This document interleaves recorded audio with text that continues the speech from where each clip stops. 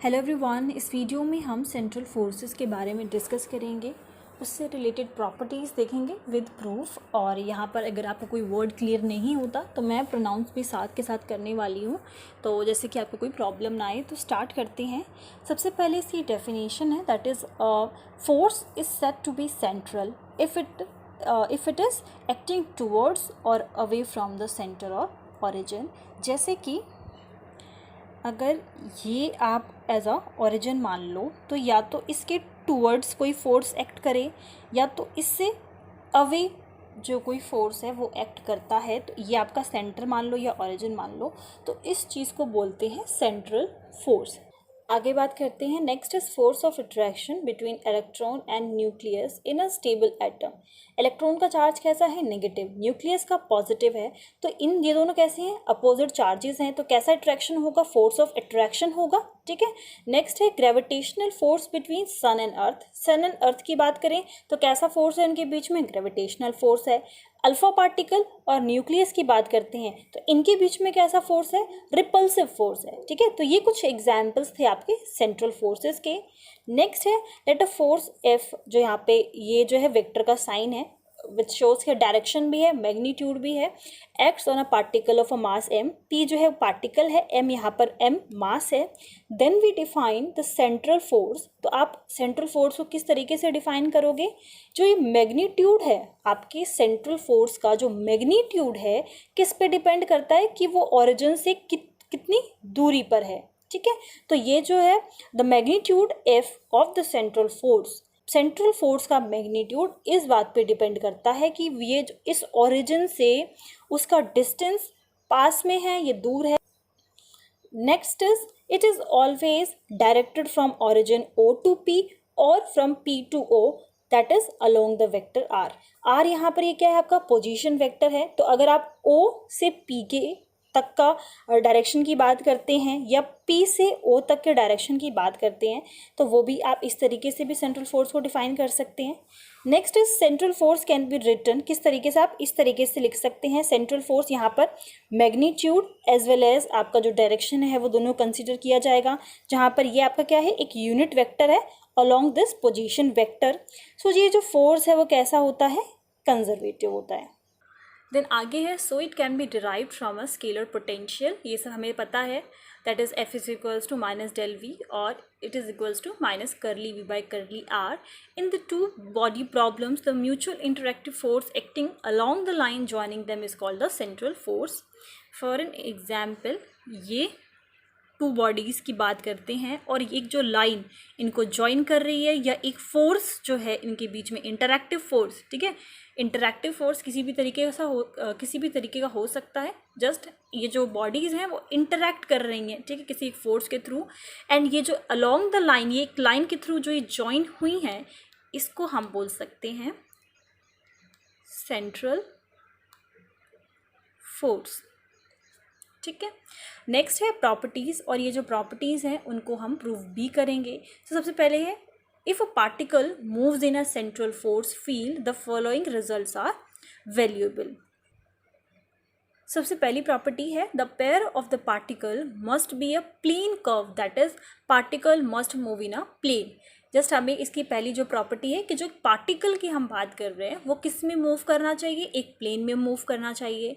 Second है the angular momentum of particle is conserved. आप angular momentum की जब बात करेंगे पार्टिकल की तो वो कैसा होना चाहिए? कंजर्व्ड होना चाहिए।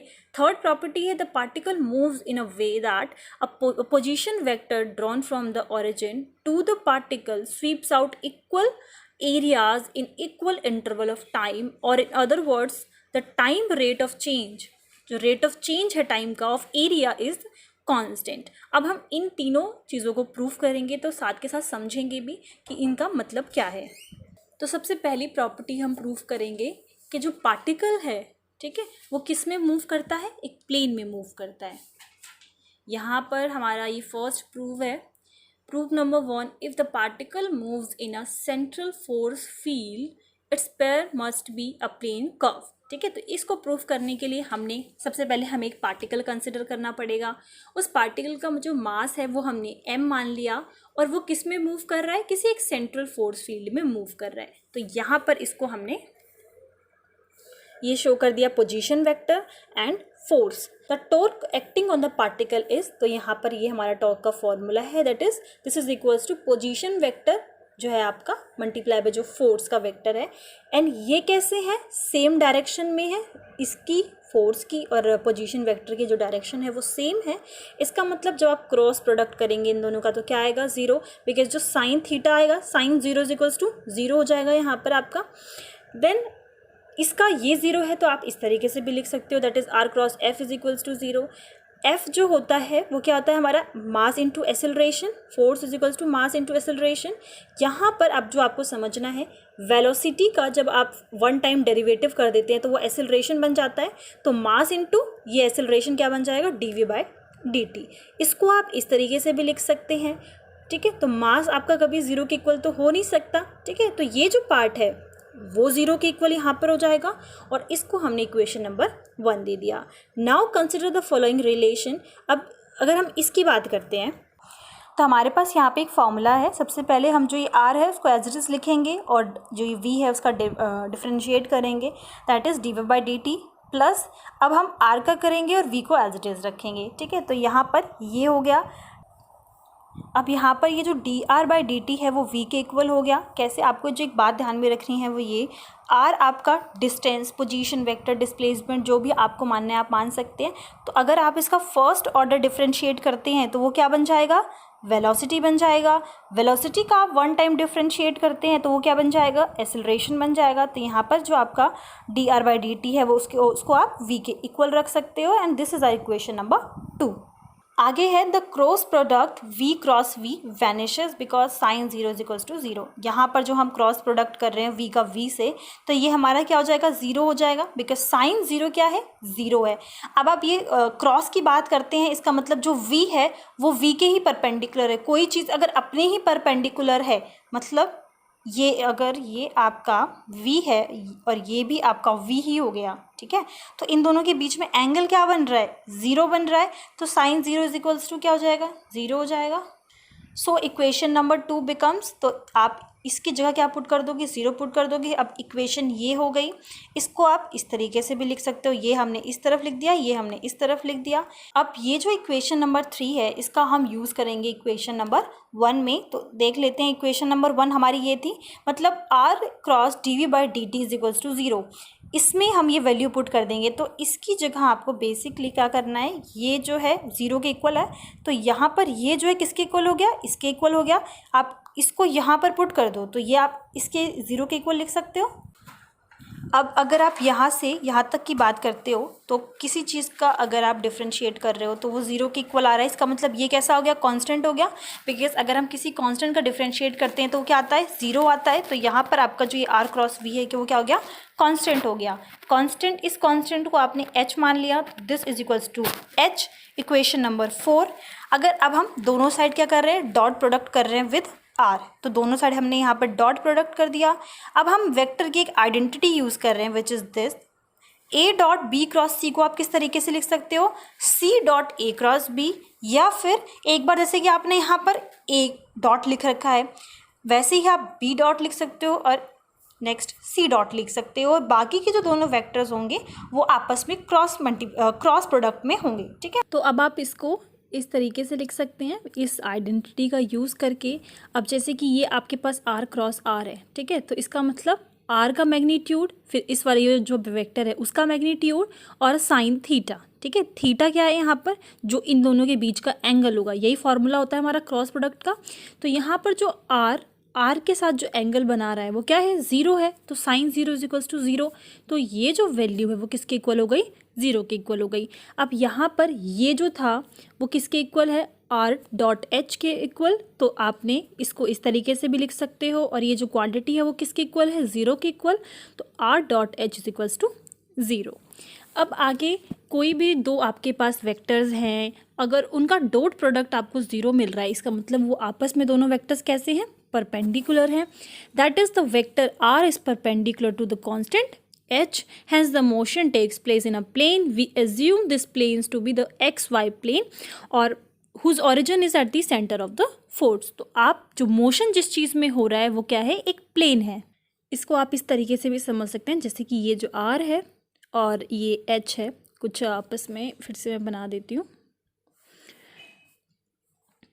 इसको आप R मान लीजिए एंड इसको H मान लीजिए। तो ये आपस में कैसे हैं, परपेंडिकुलर हैं। तो यहाँ पर आप देख सकते हैं दो प्लेन हैं, तो आप इसको X और Y प्लेन एज्यूम कर सकते हैं, ओरिजिन मान सकते हैं इसको। तो जो हमें प्रूफ करना था वो यही कि जो मोशन है वो किसी प्लेन में जो है वो टेक प्लेस कर रहा है, और हमने ये प्रूफ कर दिया है। नेक्स्ट जो है प्रूफ सेकंड देखते हैं आगे। प्रूफ सेकंड में हमें क्या करना था, जो एंगुलर मोमेंटम है वो कैसी है, कंजर्व्ड है। तो जब भी आपको कोई चीज़ कंजर्व्ड प्रूफ करनी होती है तो उसको आप किसी कांस्टेंट के इक्वल शो कर दें। As we know that R cross V is equals to H, ठीक है। तो ये अभी हम जो प्रूफ 1 है उसमें प्रूफ करके आए हैं। Multiplying both side by M, दोनों साइड M से मल्टीप्लाई कर दिया हमने। इसको आप इस तरीके से भी लिख सकते हैं, MH same as it is.